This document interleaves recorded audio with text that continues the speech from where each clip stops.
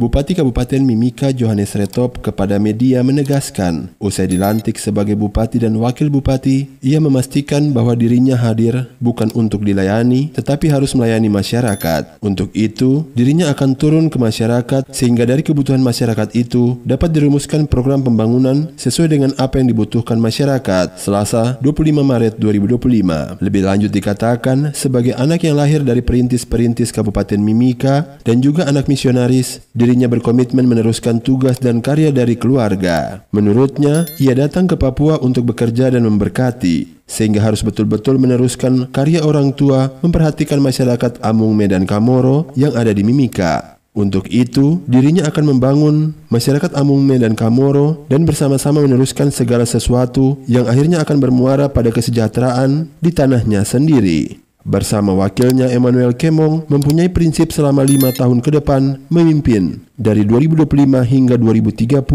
membangun dari kampung ke kota. Yang pertama bahwa kami menjadi bupati dan wakil bupati, kami bukan jadi birokrat. Kami minta bukan untuk dilayani, tapi kami harus melayani masyarakat.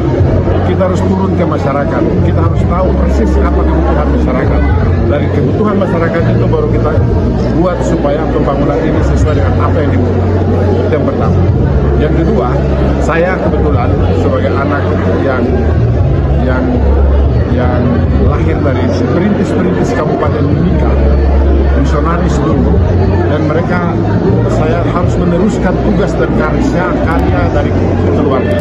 Kami datang ke sini, ke Papua, untuk bekerja dan memberkati, sehingga kita harus betul-betul meneruskan karya orang tua, memperhatikan masyarakat Amung Medan Kamoro yang ada di Mimika, dan kemudian bagaimana seluruh Papua kita harus bangun mereka sama-sama untuk meneruskan segala sesuatu yang mereka harus ada di tanahnya sendiri. Bupati Mimika juga menegaskan dirinya bersama Wakil Bupati Mimika akan memulai pembangunan mulai dari kampung-kampung dan berlanjut di kota. Lebih lanjut dikatakan, pendidikan juga akan menjadi prioritas utama yang dimulai dari kampung karena di kota sudah biasa, akan tetapi harus sehat dulu sehingga bisa belajar dengan baik. Sebab jikalau seorang anak sehat dan berada dalam situasi yang aman dan damai, maka kemudian ia dapat meningkatkan perekonomian. Ini yang paling penting, bahwa kami punya prinsip saat ini dalam pemerintahan kami itu kita membangun dari kampung ke kota. Jadi masyarakat Papua itu ada di kampung-kampung, sehingga kita harus bangun dari kampung dulu baru kita bawa ke kota. Ini prinsip utama. Dan yang paling terakhir, yang dalam program kita paling awal ini, kita akan membuat brain daripada semua kampung dan semua distrik yang ada di Indonesia. Prioritas utama membangun dari kampung ke kota itu adalah pertama adalah pendidikan.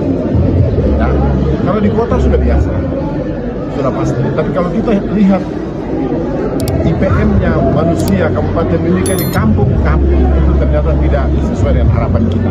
Untuk itu maka kita harus membangun dari kampung ke kota terkait dengan pendidikan, kesehatan. Ini dulu, mereka sehat, mereka baru bisa belajar dengan baik. Kalau dia sehat, dia belajar dengan baik, ada situasi yang aman, ada situasi yang damai, dan kemudian dia bisa mencari ekonomi untuk meningkatkan ekonomi mereka. Kurang lebih seperti itu.